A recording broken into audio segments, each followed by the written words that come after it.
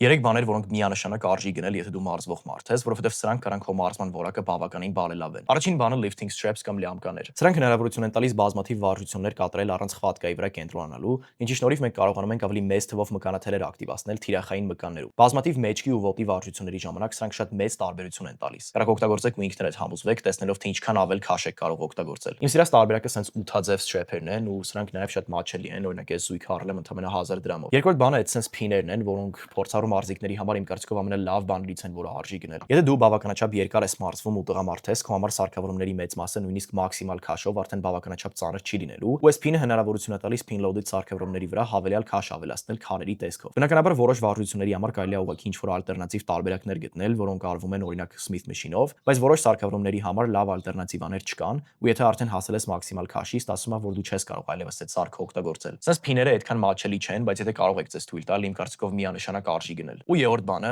ankle strap-եր։ Սրանք հնարավորություն են տալիս շատ cable-ով վարժություններ անել առանց խվատի մասին անհանգստանալու, ինչը կրկին կարող օգնի թիրախային մկանը ավելի շատ ակտիվացնել։ Ջիմերի մեծ մասը հիմնականում ունենում են սրանցից, բայց դրանք երբեմն անհարմար են լինում։ Դրա համար իմ կարծիքով արժի մի զույգ քոնը ունենալ, որը միշտ գիտես, որ հարմար է ու ցավ չի առաջացնում։